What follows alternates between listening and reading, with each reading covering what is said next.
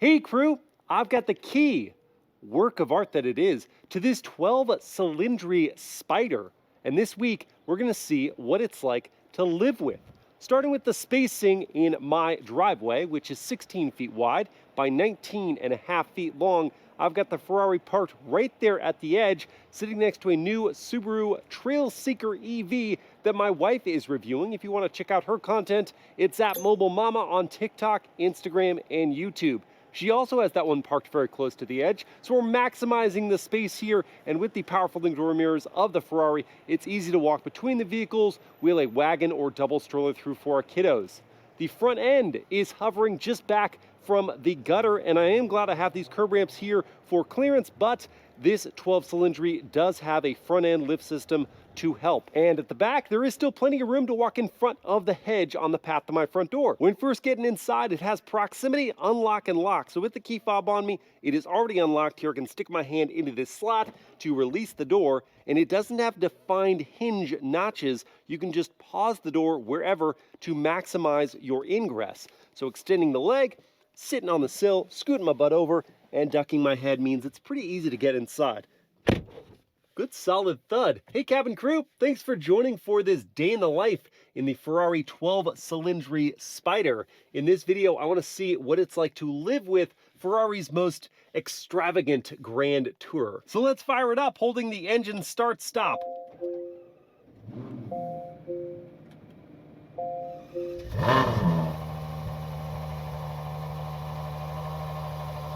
Hearing that NA V12 come to life, I am fully insulated here with the roof up, but it's such a nice day. Can't stay that way. And 14 seconds later, we are fully converted and ready to go. Well, almost, because I do want to let you hear the idle from outside the vehicle, which is a resonating baritone, but it's not so loud or so deep that it should disturb your neighbors too much if you have to leave early in the morning for a commute. And last but not least, I've got to show you where I'd place the items I bring with me every day. Like my iPhone, which in its case is sitting on this wireless charging pad, and it's a snug fit. So if you've got a larger phone than my 17 Pro in a case, it may not work. I also couldn't bring my 32-ounce metal water bottle because there isn't large item storage space inside this cabin, so I do have a single-use plastic bottle here inside the console along with some snacks and my slimline wallet. My GoPro accessory case and Racebox 0 to 60 timer had to go inside the glove box. It is a large space for that. And then inside the door, I've got my Ray-Ban Meta sunglass case and my other sunglasses in a leather-lined pouch. Now let me throw in my seatbelt, and I've got to pull the right paddle to go into drive. That will automatically release the parking brake. I do have the auto hold feature turned on right now.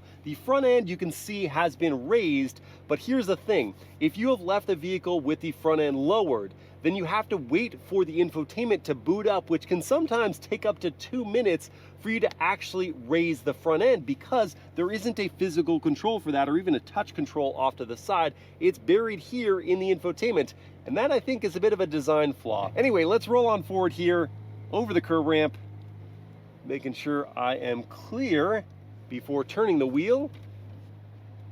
And I don't have a front end camera, but I can see that I'm gonna make it past my neighbor's basketball hoops on my way out.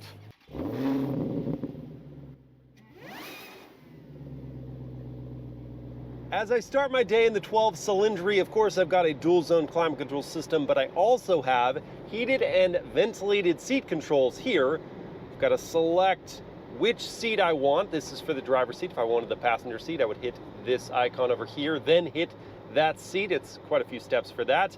But then I can choose the level of heating or cooling I want. In addition, we've got one of my favorite features, steering wheel heating. That is another touch icon. I wish that was on the wheel along with all the other controls you have, like the turn signals and the light controls and the wiper and the drive mode adjustment, the suspension firmness. You've got a quick button for a windshield wipe. You've got media settings back here. I mean, everything is on this wheel. You also have massage, and again, I have to choose the right seat. I can choose the style of massage and the level of intensity, and now we're good. But yes, it does seem a little complicated.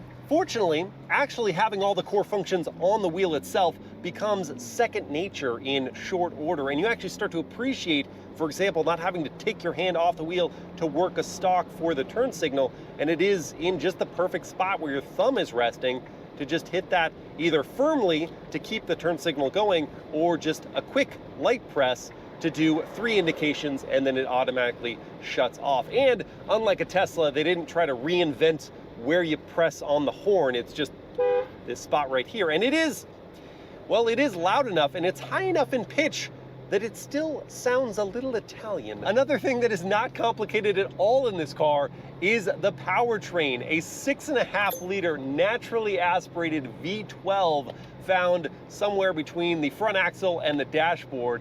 It doesn't have any electric supplication, no additional modes you need to switch through apart from your drive modes here on the Manatino. I should clarify that yes, it doesn't have a complex hybrid powertrain, but finding 818 horsepower and 500 pound-feet of torque from a naturally aspirated motor is not simple. It is not easy, but the way you use it day in and day out is the naturally aspirated power delivery is very smooth, with the peak power and torque being so high up in the rev range. When you're in the sport drive mode and you're just gently laying into the throttle, you build up speed, not like any other car, but not in a way that would suggest you have quite as monstrous of an engine right in front of you. And the braking from these carbon ceramics is equally smooth. Along with the dual clutch transmission, only when you're just about to come to a stop do you feel the lurch, and as you just tip in a little bit, you do feel slightly the gear change from first to second, but otherwise, through these 8 gears, it is ultra smooth. I was a little surprised to discover that for a vehicle with a rear wheel steering system, the turning radius is really not great. And that does mean a little extra concern if you're in tight parking lots or spaces like that, maneuvering your rather expensive Italian supercar. But supercar isn't really the right category for this vehicle. It's more of a super GT. And you feel that with the ride quality. I'm just in the normal level of adaptive damper firmness, and the ride is great, but I can actually make it better by hitting this suspension icon here, entering bumpy road mode, where it makes it even more compliant over undulations and cracks or defects in the road surface, to let the ride match the velvety power conjured by this engine. And when your quest for comfort is complete, your next stop, of course, is speed. So I'll click over the Manatino to race and just put my foot down. It will auto downshift to 5th, but that's not good enough, so let's go into the manual mode, shift down ourselves. Ooh, prompt gear changes. One more. Ah, there it is. Oh, yes.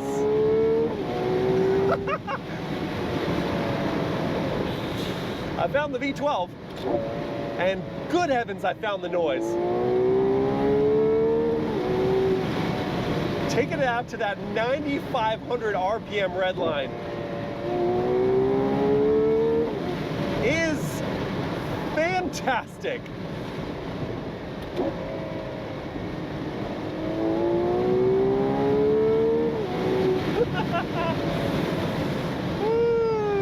What a soundtrack. Heard all the better without a roof.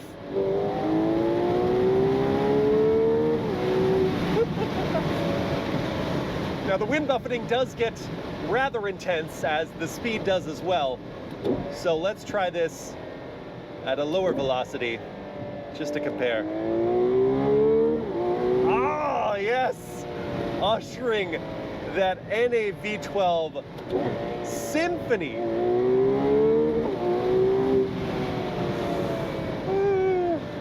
Played with such an instrument as these paddles.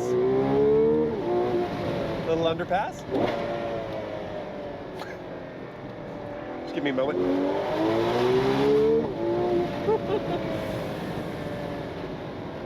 I thought I needed to upshift there. I had another 500 RPM That's how quick this dual clutch is. It's just rapid in the gear changes. The snap on the upshift is wonderful. Now let's put some numbers to that soundtrack. I've got my race box set up here to record. I'm in the race mode, I'm in the manual mode. That's what I need for power start or launch control. Foot is on the brake, pin the throttle, it's gonna hold the revs, letting go. And there's 60 in 3.03 seconds. This is a topless triumph. Yeah. That is so impressive for a rear-wheel drive convertible. But let's check in on the handling next. I'm gonna carry quite a bit of speed into this curve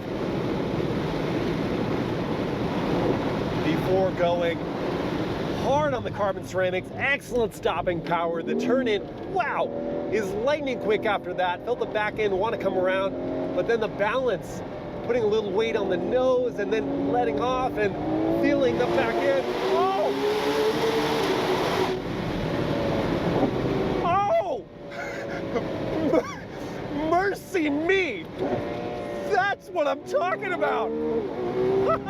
That was composed, but if you're not interested in composure, you can always turn everything off.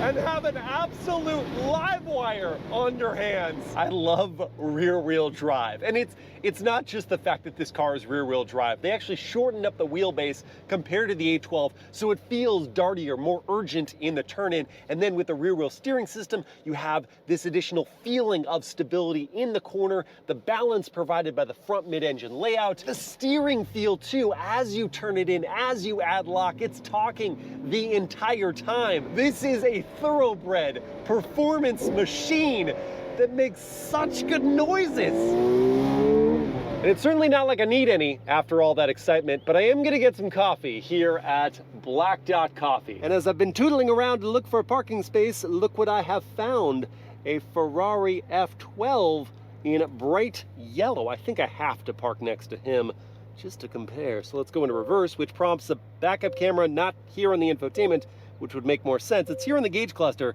which means that every time I turn the wheel, it obstructs my view. But it is high resolution, so using my mirrors and when I can see the backup camera with trajectory lines, let's cruise in like this, and parking sensors are chiming in to tell me, well, they cut out, that was odd, but I'm gonna stop here just to be safe. And there is no park. I just pull in both paddles and then kill the motor.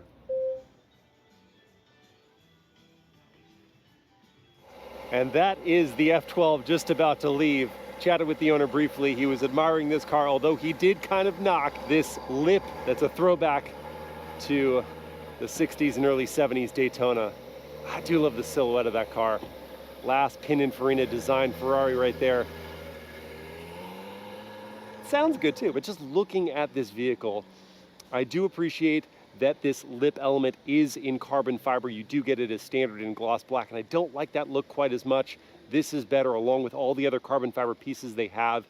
This is painted in Verde Toscana with a nice metallic flake. Yeah. These look better in real life than they do. Agreed. Ferrari doesn't screw anything up, really. Well, have fun driving. Thank you, appreciate that. Russ and others are clearly admiring the look of this car. The silhouette is just so good. Even topless like this, you can see that gentle taper to the back end, the raised haunch up front over these 21-inch wheels. And I like that these are painted. They're not in matte or gloss black like so many manufacturers are doing. And I love the contrast of the bronze calipers for the carbon ceramic brakes. We've got this outlet here for the turbulent moving air to exit, the painted Ferrari shield at the side, more carbon fiber for the lower valence, and then getting to the back, we have the extended rear cowls just behind the two front seats. Now, the back end is the view I like the least on this car. Not because it's bad necessarily, I like the finishing shape, but there are pieces of it that don't work for me.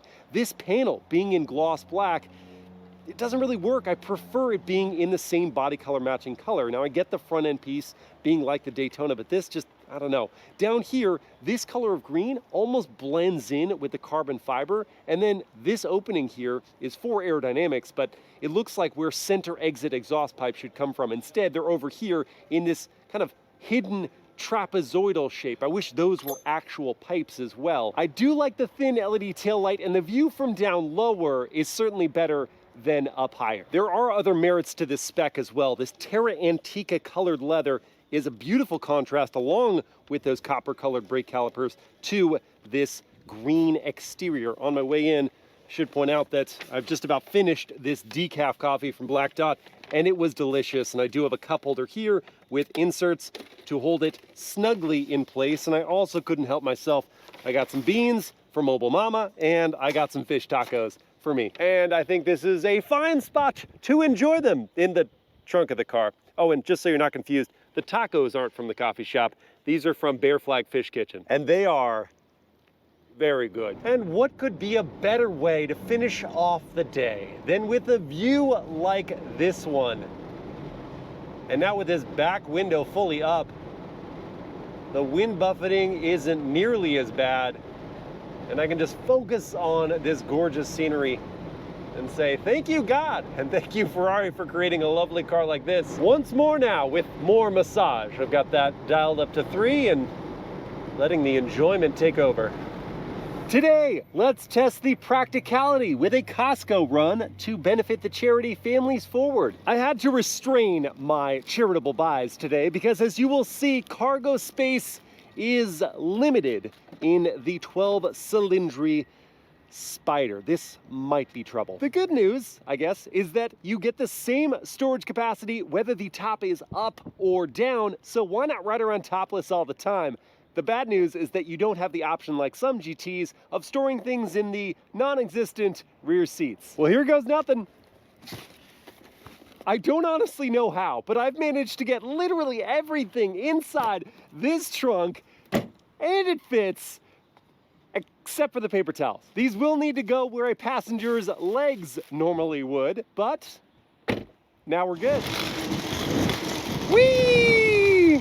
So after returning my cart, like a, hang on, responsible shopper. What is that, guys? Come on. You know, just cleaning up the cart litter. I think Costco should hire me. Yeah, I know. Ferraris are always in red. This is, it's kind of different. Ah, spectacular. Yeah. Well, so enjoy, my friend. Thank you. Yeah. It is paint, yes. Nice color. How you doing? See, my friend's got one of these in the exact same color. Yeah. It's so weird back in the UK. It's not mine, I'm just reviewing it. Are you? Of course you gotta take a quick sec to chat with the people appreciating the car. Anyway, I can confirm that the Ferrari 12Cilindri Spider is Costco approved, if you're riding solo. As I prepare to join the highway and drop these items off at Families Forward, I am going to raise the lid, which you can do at speeds up to 30 miles per hour. And now that that's all set, I'll be able to listen to the cabin volume on the highway. So I can point out that at 6 feet tall, I have just a little bit of headroom above, which is typically the issue for me because I've got a longer torso. Legroom is a little restrictive, but again, not as bad for me, where it might be worse for some folks with longer legs. And we saw how this will go yesterday, but I am going to see about the passing power. Just put my foot in it a little bit, drops us down a couple gears, and allows for easy maneuvering into the lane of my choosing. Now let me quiet up and listen in.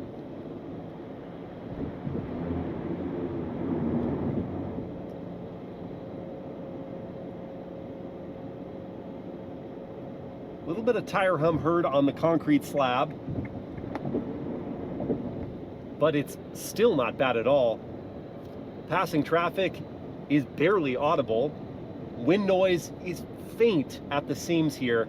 This is a well-insulated cabin. For a convertible with the top up, doesn't get a whole lot better. I could certainly commute in this comfortably, and I would have some driving assistance features like adaptive cruise control. I have to hit this button here to make these options illuminate, and then I hit the cruise control button, and I can adjust my speed with this dial down here. You do have to adjust your following distance and enable or disable the lane keep assist in the gauge cluster, but I've already done that, so I can just show you if I get distracted momentarily and start to depart my lane, it's going to give me that audible warning and it's going to correct me back. It's not a lane centering assist though, so you can't just take highway cruises and not pay attention, but this is helpful for a longer road trip or if you're going to be commuting in heavy traffic. On that commute, you may want to listen to some music, and this vehicle has equipped to it the optional Burmester 15 speaker sound system, which we can hear via the wireless Apple CarPlay. So let me pull that up, which sometimes can take a very long time to load, and the screen itself does respond quickly.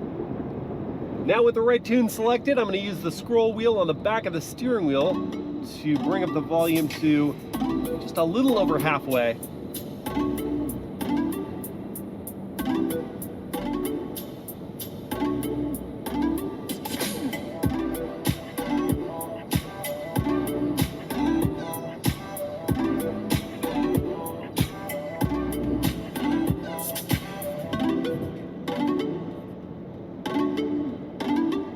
Well, it took an already quiet cabin and filled it with high quality sound. The mids and highs were well enough defined, had a good hit of bass in there, and I wasn't aware of any distortions in the sound or really disturbed by anything going on outside the vehicle. It's about time to refuel this sizable 24.3 gallon tank, and the 12-Cilindri Spider is EPA rated at 12 mpg in the city, 16 on the highway, and 14 combined, which would return a fuel range of about 340 miles. Unfortunately, I can't show you exactly what we've been averaging because it doesn't say in the trip data, but I can do some rough math. We've got about 2/3 of a fuel tank left, which means we've used 8.1 gallons, and I've driven 120 miles, so 120 divided by 8.1 means almost 15 mpg. And at current fuel prices of $6.59 for the required 91 octane gas, it's going to cost me $160 to fill this tank, but at least there's capless fueling to save me time. Well, crew, at the beginning of this video, I pondered what it would be like to live with Ferrari's most extravagant roadster. And after quality time spent behind the wheel, I've fallen hard for this GT's smooth ride and power. Slower to gain momentum than a forced induction alternative, the 12-Cilindri's tip-in is gentle, but when it's storming through its wide power band, the digits really fly. Meanwhile, the adaptive dampers soak up road blemishes, while the seats, though a little firm, do provide long-haul comfort. This shape, and especially this color, draws constant praise, though it's not as flashy as some counterparts. My critiques are almost completely relegated to electronic nuisances. I wish the front-end lift wasn't buried in the infotainment. I wish there weren't quite as many loud chimes, and I wish there were more physical controls, especially for the climate. But at the end of the day, I'm just grateful there's still a pure, naturally aspirated V12 Ferrari still on sale, and that phenomenal soundtrack is heard all the better without a roof.